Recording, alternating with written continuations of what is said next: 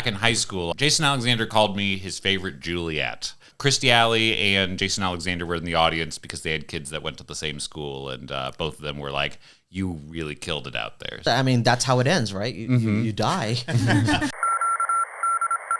Welcome to Geek Public, where we're going to be talking today with our Geek Public panelists about the geek identity. So let's find out who these geeks are. I'm going to start off with my camera left. Say hi, Eric. Hi, Eric. I'm Eric Whalen. I'm an entertainment lawyer in the board game and video game space primarily, and I'm happy to be here. To my immediate right on camera is Savannah. Say hi, Savannah. Hi, Savannah. I am a theatrical lighting designer, artist, actor, overall theater artist, and my geekiness comes from video games, board games, that kind of thing. To my far right on camera, it's Joe. Say hi, Joe. Hi, Joe.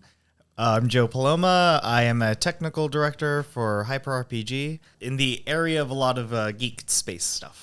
And speaking of geek spaces, Savannah, you started off a little bit identifying what kind of geek are you. Any other kind of geek comes to mind? Yeah, less geek, more nerd. I read the news almost every day and really love current events and politics, and I feel like that's a pretty nerdy thing for me to be doing. Mm-hmm. Theater nerd, Shakespeare nerd. I've seen almost the entire canon. Okay.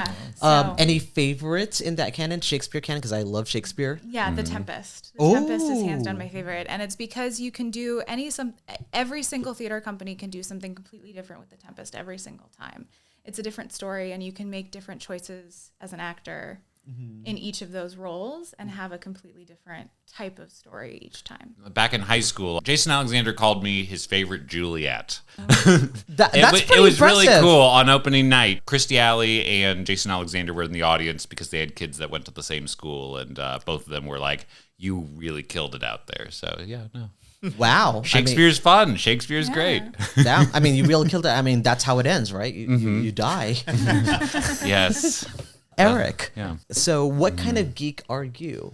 Oh, let's see. So I play a lot of board games, play a lot of video games, represent a lot of people who do creative things in both those spaces. I LARP. I watch a lot of anime.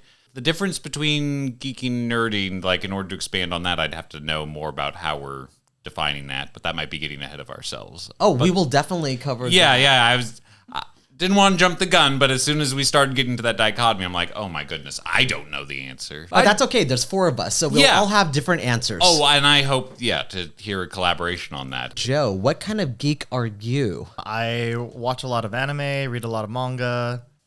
That happened. Oh, okay. The little umbrella on our light stand decided that it wanted more attention than us. Notice me, senpai. So I watch a lot of anime, read a lot of manga, play a lot of video games, and it's just generally my area of geekdom. I started playing Pathfinder, D&D type of things as I meet people, and a lot of board games lately, thanks to Eric. Yeah. I have a collection of like 200 different board games that are just there in my basement, so it's always good to have people over to help me play them. Nice. Or you could play it by yourself. Yes. Solo play is fine, healthy, and encouraged. Yes. In fact, for me, the type of geek I am, when I was a little kid, I was one of those people that would collect board games from thrift shops. And I would solo play all 4 players of a game and try different strategies. So I really liked board games ever since I was a little kid. And video games, I was very lucky that my mom bought a computer, an Atari, for her. It wasn't for the kids. It was for her, but then realized, we could also play with this too. And that's how I got into video games very early, because of my mom. That's amazing. We were just alluding to the difference between a geek and a nerd, and I'm curious to know how you differentiate between the two. I'm going to start with Savannah. To me, the difference has a more intellectual component. Not saying that there's not intellectualness in both, but like I think of a nerd as someone who's like really into dinosaurs. That's like something they're nerding out about. Whereas I think of someone that's a geek as like someone who's like really into superheroes. Kind of more of that pop culture element for the geek people and kind of more of like a knowing everything about something for the nerdy people. So for you, nerd is a little bit more towards a niche, and geek is a little bit more towards mainstream. Yeah, although mainstream now, because as we know, it was not mainstream several decades ago. Oh, absolutely. Yeah. Eric. I'm playing around with those ideas of defining things. So so someone who was really into dinosaurs, they'd be a nerd or a geek in your system. Really into dinosaurs is a nerdy. Okay. The reason I just take dinosaurs for an example is that's a fairly mainstream interest group things. I think everyone goes through a dinosaur phase at some point. Mainstream has sort of a what is Disney peddling, but Yeah, so maybe mainstream isn't the right word, and to me it goes back to that thing I was saying about the intellectual component of like it's like a scientist, their scientific names, there's like all of these, you have to learn Latin, right? Like there's all these different aspects to becoming like a really big dinosaur nerd. Whereas you learn different things when you're a geek about superheroes. yeah, I don't disagree with your definition. It makes Yeah. sense. If I had to define sort of what the flavors of geek and nerd feel like, it's like a geek would be someone who likes the color gray. It's in their wardrobe of things. But when someone needs like all the shades of gray, and they have all names for them, and it has that level of completeness, like, okay, that does strike me as more of nerd. If someone owns 50 Shades of Grey, that's a different thing entirely. I think that goes back into geekdom at a certain point. Oh my God, that was a long joke to know. set up. Oh, That was- yeah, I've been... Oh, I should kill you. but I got them completely by surprise. You saw it on camera. Well, I think if you're interested in niche topics, that's something that's geeky. But if you have an in-depth understanding, well, not just understanding, but like knowing not minutia, maybe even minutia, I think that's what separates the geek from the nerd. It would be like a fan of baseball versus a fan of baseball that knows all the stats of all of the players and can recite like stats and stuff. For me, I think about geek and nerd in the terms of if you verb them. So, for example, I geek about something is different than I nerd about something. So if I nerd about something, I will know all of the facts and figures and details of a certain element or property. If I were to geek out about something, it's definitely done with a lot more passion and intensity of, I really, really like this thing. So I think in terms of thinking versus feeling, but they're so interrelated many of the times, especially if you come from the geek process, that you will feel a whole lot of things with different IPs, especially as you think about the details of it. Or the vice versa, you will know about the exact details of maybe certain rules of Dungeons and Dragons, which in my brain is very nerdy. And then you will probably be very passionate about why you hate moral alignments in D&D, which is a very geeky thing to do. When do you think in pop culture we went from geek and nerd being a pejorative or an insult to something that we now wear with pride? I almost want to suspect sort of the rise of tech sector things. And Yeah, when absolutely. Apple made technology sexy. I remember when those products were coming out, we'd have more people who would, in the more popular group, who were becoming the Apple nerds. And they were talking about, oh, this is the great tech of this product, and this is why you should get this. And then people started to learn more about different tech specs, even if they weren't doing the actual sort of computer classes. Yeah, and with that growth of tech came that growth of video gaming as well. Definitely. And the growth of video gaming led to, things like Call of Duty, which personally I don't consider that geeky or nerdy. I just kind of think of it as a, first-person shooter. But that also led to the technological advances that led to games like Skyrim, that led to games like Horizon Zero Dawn, or, those. Can you tell what I play? No, not at all. Sure, if you want to be a geek and you want to play Call of Duty, I'm not gonna yuck your yum. Well, here, wait, yucking it for a second, though. I'll spearhead that. I also wouldn't consider Call of Duty the geekiest thing. But why is that? It's still a video game, and it feels less strong to sort of the resonating definition. I don't know why though.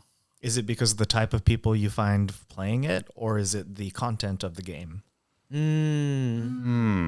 I feel like it's both. For me, it's the content of the game. I feel like the content of the game doesn't have any sort of like fantasy elements or like solving a quest or like anything like that. It's just like you go and you have this like realistic war zone. And to me, that doesn't feel very like geeky. Yeah. But you're right that the people playing it are not people who I would necessarily consider to be geeks. But that, I guess, also assumes that I know who's playing it, and I don't. Because if we think about, okay, Valorant and Overwatch, those get back into a geekier side of things. So, a little more fantasy element in the first-person shooter, a little more. It isn't glorifying war as much as it is just using the mechanics and. So, like, on that, Warhammer, Dungeons and Dragons, those started as battle simulators. Yeah. And those are pretty geeky in that idea and how we view it. But those, like Call of Duty, are like battle simulation. Oh, now that I'm thinking through those the lenses of geek and nerd, I feel like D&D and Warhammer are more nerdy than geeky because there's so much more of a rules requirement to get into it. If you don't know all the rules, if you don't know the full things, if you misplay, someone's going to call you out on it. Right. Whereas a more geeky thing would be, oh, I like cosplaying as something from those two things. I guess because no one can call you out as being wrong on it. Oh, Although, and yet it still exists. My privilege is showing. As soon as you said that, I went, oh, wait a second. No, there are totally ways that people will call out. Cosplay is not one of the things that I engage in too often. Okay, that makes sense and also stops you from then going in and saying, does gatekeeping happen in one or the other more often? Because that is a whole topic. I know, but it's just as we were creating the definitions for geek and nerd, it's like, okay, if you need a more encyclopedic knowledge of a property base, does that lend itself toward that aspect? And so let's go into let's explore that area. Many times within the geek and nerd space, we think of people being real geeks and real nerds and fake geeks and fake nerds, and especially that misnomer applies to women in that geek space. So why is it that in today's day and age, where so much of the fandom and geek culture is now part of mainstream pop culture, that gate still exists? I'm going to start off with Savannah. Yeah. Definitely, I find I have to define my nerdiness quite often. I have to defend it quite often to men who are asking me questions of like, what kind of nerd are you? And I feel like one of the reasons has to do with society's sexism still, right? Women are expected to wear a lot of makeup and be like very feminine and have all of these different like ideas of womanhood, and being a geek and a nerd still hasn't entered into that space of what it means to be a woman. And so even though there's tons and tons of like anime nerds that are women and like video game nerds, I get like so many of my female friends are like the geekiest people ever, and it's still they have to like defend the fact that they like, oh yeah, I like anime, or oh yeah, like these are the video games I play. Or there's also that irony of these women, because they are sexy, are allowed to call themselves geeks or nerds of a certain stripe because there is a desire and wanting to either be them or associate with them, that if you do not fit into that desired type, you have to qualify then yourself of being a nerd by knowing all of these random facts and figures. I want to go back all the way to World War I and II. Like, it's a weird place to go back for geekiness and nerdiness. But talking about the Riveters is a really good place to go back to. So I think about nerds as being the things that were undesirable, partly because at the time of war, You wanted people who were fit and were strong and be able to enter the armies and serve the military. And that was considered your ideal. And nerds were considered inferior because they did not have the physical specificity, demeanor, being able to convey that strength and that health to be able to defend the country. And nerd was definitely a pejorative. People made fun of them because they were weak, they were frail, they might have big brains, but people or America didn't value that. But when you look at computers and people beginning to make money from computers, and especially the advent of the internet, the internet was created and run by geeks and nerds, so that all of the stuff that are related to geeks and nerds were built into the creation of the internet. So then, therefore, the geek identity started to have a value because they created something that is so important and so universal that now they are at the high end of the hierarchy. And now, because they are at the higher end of the hierarchy, there are some guys that are going like, well, we're now the top dog, so we can now treat anyone who is not us as the lesser, because that's the pattern that they've recognized from previous generations. And it doesn't mean that it's right by any means, because you're still putting people in a class system, but it is something that we, as a society, still have to work on. Right. I think I really loved your analysis there and everything that you went into that. And I think, your comment about the internet was created by geeks and nerds, that means that the richest people in the world are geeks and nerds. Geeks and nerds. And that has a huge impact on whether or not people follow or have it, want to have that identity. Going back to gender for a second and World War II, and my comment about riveters, women went into work, right? Because men were gone. And so women became the riveters that were doing all of the building of planes, and riveting quite literally is putting a rivet on a plane. And when men came back from the war, women went back into the home. And I think that is the same thing, right? They stopped being able to work, they went back into the home. And that same kind of sexism around geeks and nerds are go back in, it's not, I'm having a little bit of a hard time figuring out how to say this, but I think you know where I'm going with this. Oh, yeah. Perception of expectations. Yeah, exactly. Yeah, that expectation of the men return, so women go back into the home life. Right. Because that's what's expected, because obviously they give birth to babies, and that's why they belong in the house. And that has been the argument. I feel like I would need to say that as context, because if you take it out of context,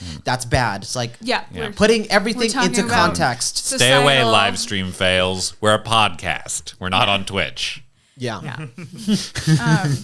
But I think that same idea lends itself to the differentiation between geeks and nerds that are women and not, and the real nerd versus fake nerd. Around the early 2000s, I used to do a whole lot more anime otaku stuff, right? And so I used to be a really big anime geek, and I even wrote a book in anime. So that's how geeky I was. What was the book called? The Anime Trivia Quiz Book. That's really cool. Wow. Yeah. And I remember during that time, one of the big anime that was brought to America was Sailor Moon. And that changed anime conventions forever, because women and gay boys could watch anime and go, there's a place for me there because there's Sailor Moon. Now, because women started to enter the convention scene, that you couldn't call them fake, because they're like, okay, this is Sailor Moon. This is for us. And it was interesting to see that slow turnaround. There was a point, maybe around 2010s, when half of the anime conventions were women. 50%. Like, that became a huge thing, because then having that many women also meant, hey, boys, you now need to smell nice, because anime conventions have a smell, Yeah. Yeah. and women don't put up with it. That's really nice that that existed in the anime space, because I know that in the magic space, that's definitely not the interactions that I experience. I was a magic dealer dealing singles at a magic store, and I routinely had men hitting on me, asking me if they could teach me how to play magic, because, you know, that was obviously not something I knew how to do working at a magic store. But it's MTG cons are not nearly as female centric. So that sounds really nice. Now I kind of want to go to an anime convention. What's been your experiences with geek spaces, such as conventions, whether it's anime, whether it's a Comic-Con, and has that affected your experiences in identifying as a geek? My perception of it is that there's people with interests. I don't like to limit my identity with, like, I separate myself into different tribes.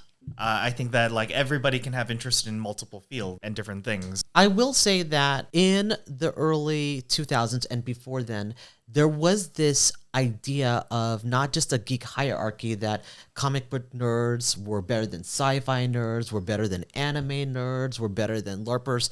That used to be a thing, that you could only identify with one property. So, Joe, I completely understand the idea of I don't belong to one tribe. Nowadays, like, we can like multiple things. Oh, yes, you can like Star Wars and Star Trek. Yeah, That definitely. did not used to be a thing. You have to pick. Yeah. You had to pick. Yep. So that is a different thing now. I'm still enamored with sort of like looking at reality through, okay, is this a geeky thing or a nerdy thing? And at conventions, I initially wanted to say, oh, like an exhibitor hall is a geeky side of the convention, because sometimes if the merch looks good enough, you don't care whether it's accurate. Oh, Like, I would not have thought of that. I don't know how many people would join me on this, but in 1998, when Pokemon was first coming out, Oh my gosh. and I hit up the Glendale Mall looking for Pikachu toys and like those stuffed animals, Nintendo had no official things coming out. You know, it took about till 1999 before I started getting little figurines and things that were actually being sold by, it wasn't Funimation by that point. Who was, It was Bandai Namco. like, when you don't care about whether the merch is accurate, but you just like it, I guess Artist Alley, I would consider a very geeky space. But at the San Diego Comic-Con, I would consider their exhibitor hall a more nerdy space.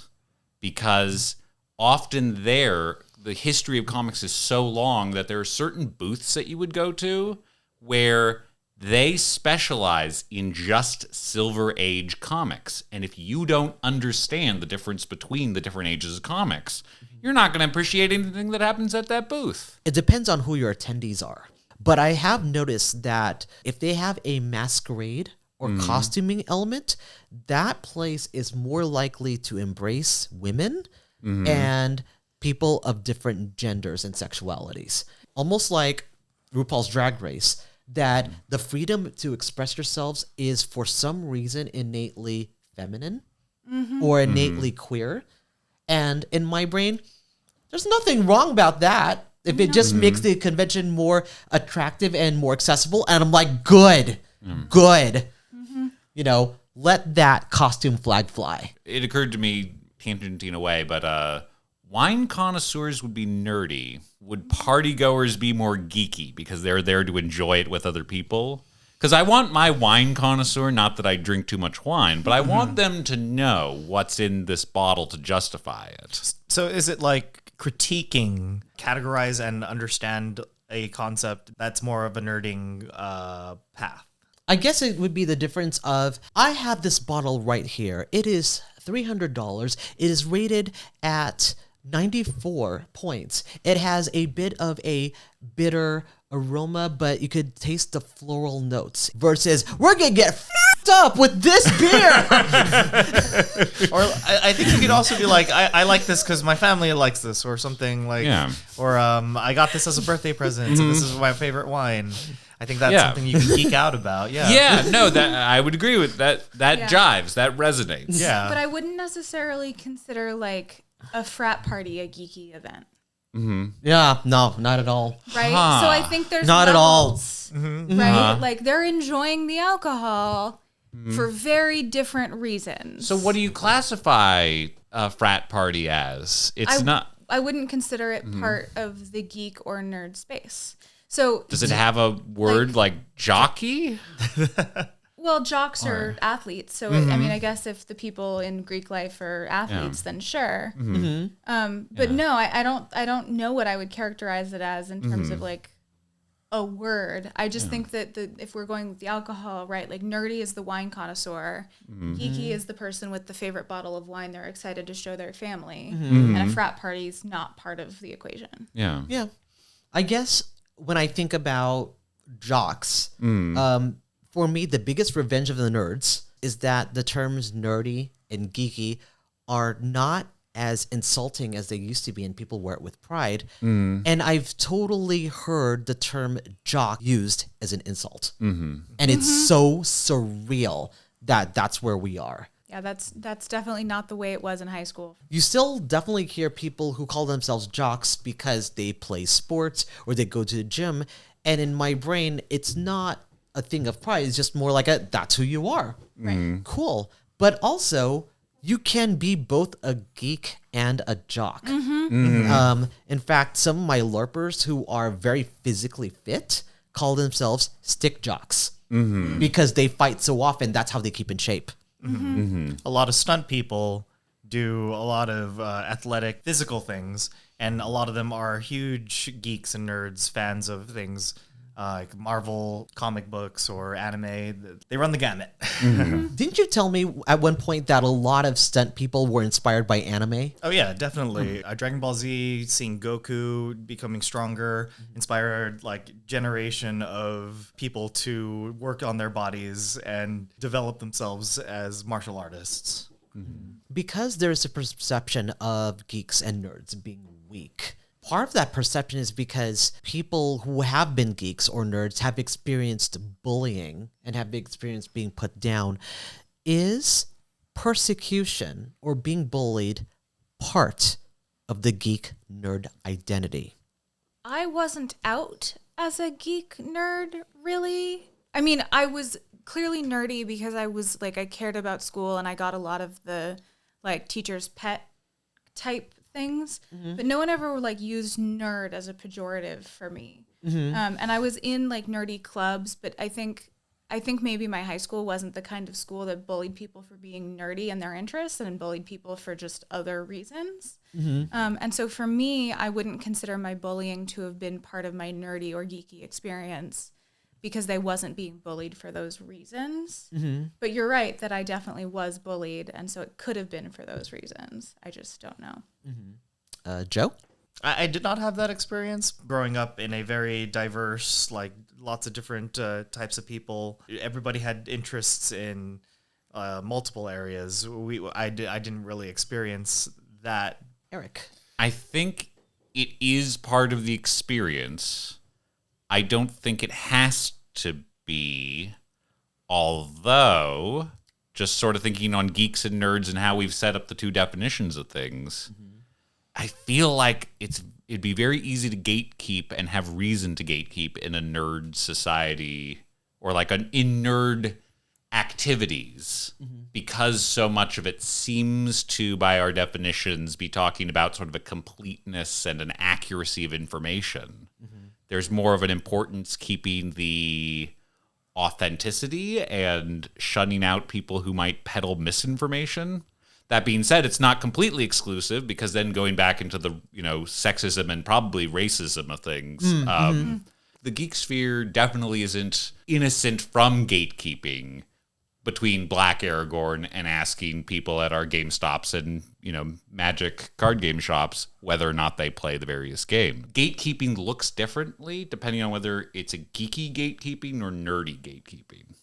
Interesting. That's what I'm puzzling the thoughts together. But To put things into perspective, in the most recent edition of the Magic the Gathering sets, based on Lord of the Rings, the depiction of Aragorn was black. And on the internet, there was a debate on its existence. The fact that there were people who were saying, well, that's not how it was intended. At the same time, it's a fiction, it's a piece of fiction. Why cannot it be interpreted that way?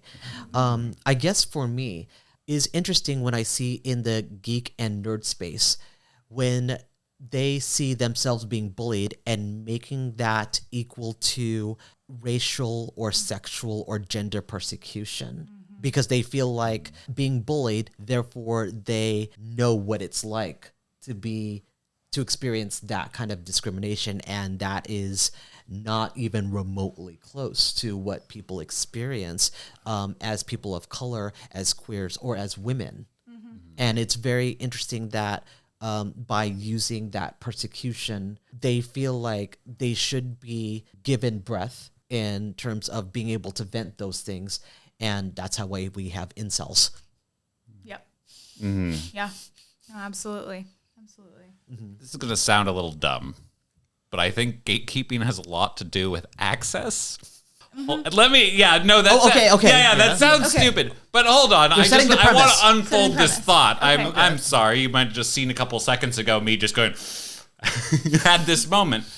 There are types of parties by people like Playboy or just sort of on the sexier end of the parties that exist, where in order to keep a ratio of certain genders, you could only come to the party if a woman invited you. I think that's a type of dance at some point. Oh, like a key club and or like the Sadie Hawkins Sadie dance. Hawkins dance. Okay, if you had like a nerdy Sadie Hawkins dance where in order to go to a convention, you have to be invited by a woman who's interested in going there, I don't think anyone would go to each woman and go, tell me, justify how you are a geek or a nerd. Because you'd want access to it. I am so confused. I understand what you're saying. Keep going. So you wouldn't question the person who has the potential to give you access, whether or not they're valid in the space, because you just want them to choose you and sort of use that access. Okay, so Ryan, let's imagine that you have a LARP that you can run. Right. If I say that I have the key to a space, like a football stadium, you're not going to question how much of a nerd I am when I say I have this key and I can give you a free space of a football stadium for 3 days. You're going to go, correct. How do I do this? Right, because that has nothing to do with nerdiness. It has more to do with access, and I can use you for the creation of an event. The access is more important than the credentials. And now I've lost the train of. Damn it! I've lost my train. I think it was. I think it was that. Then, going back to the gatekeeping in terms of nerdiness and geekiness, people that are gatekeeping because they're the ones that have access, right? They're the ones that have access to. Being able to have the time to learn all of the material. They have the money to buy all of the different comic books or whatever, whereas they then gatekeep that. And so that's where I thought you were going with it. So in my brain, like now that you mentioned that, like things are now starting to line up, and in my brain, gatekeeping is not about access, it's all about power. Because the point of keeping a gate is to keep it closed, except for the people you want to open it to. And I think in certain spaces, the reason why they are such harsh gatekeepers is because they don't experience power in other places. And so we find that, especially with maybe people who are younger or do not have a lot of access to power, but we also see it with people who are 50 and 60 and talk about, because I know all of this knowledge, you should respect me. They believe that your respect should be earned by being able to demonstrate that knowledge. But unfortunately, it's been used against people to put people in their place or to keep them out. And that's what I am not okay with. I can see that negative way of doing it, but I can also see where people who are disruptive and that try to get into places, and the words I want to say is stir shit up. And then that's where the gatekeeping aspect is, I don't want to say warranted, but that's where I can see where it's expected, where people keep the people who aren't playing by the rules from the bigger events kind of thing. I think that might be one aspect of gatekeeping for sure. It's definitely not the way that I personally have experienced gatekeeping the most. And for me, I would say that probably 9 times out of 10, any interaction I have with a guy asking me what type of nerd I am or what type of geek I am feels gatekeepy. There's always an ulterior motive in asking you that question rather than in sincere knowledge. And that's what makes it creepy. Yeah, for sure. We are almost at the end of our time, but I want to ask everyone in this panel, whether that's in forums, at conventions, what's one thing that you either would suggest or would wish would happen to improve the geek space? I'm actually going to start off with Savannah. Yeah. So immediately I think about the idea of all of the planners of these cons and events. I wish that they all had at least one person of color, at least one woman, and at least one queer person on the planning group, like the main board of whatever is planning it, so that they can create intentional spaces for women, queer people, and people of color. So whatever that looks like for whatever a Grand Prix in Magic back pre-COVID days is going to look very different. They're not going to necessarily have an all-women's Magic event, but they could create ways that women felt welcome. Comic-Con has spaces that are intentional for women now. And so things like that, I think that that's a big way to make geekdom feel a lot more inclusive. Eric. The thing that came to mind would be to normalize saying hello to strangers and sort of trying to mingle with groups, because I find that at conventions and a lot of geeky spaces, if I'm not going there with a couple friends, it's a really lonely activity. You can be surrounded by 40,000 people and still feel as lonely as you'd be when watching anime. Usually, I say that, but I spend a lot of my time watching anime with friends, so that doesn't actually fit anymore. Opening another can of worms for another day, but minimizing sort of hookup culture around conventions so that people feel more comfortable to meet strangers without it having that expectation that it could go in a certain way. Just like those two levers need to be faded in and faded out at the same time. I think that just being open to different perspectives of people who may not know that topic of that geek or nerdy subject, and to just be open to other people's different viewpoints. So for me, a lot of the geek space is based off of our social media. And unfortunately, social media prizes reactions from people rather than critical thinking. And we used to be a culture that was all about thinking, but now we prize reactions because we think reactions are kind of those gotcha moments, but also we think that they're more honest. But without having and infusing that sense of the thinking that nerds and geeks were known for, those deep thoughts, those deep discussions, we as a culture, a geek culture, cannot advance to a better future. Thank you for attending our panel on Geek Public. Be kind to each other, and we will see you next time. Be kind. Rewind. But Start again. start again.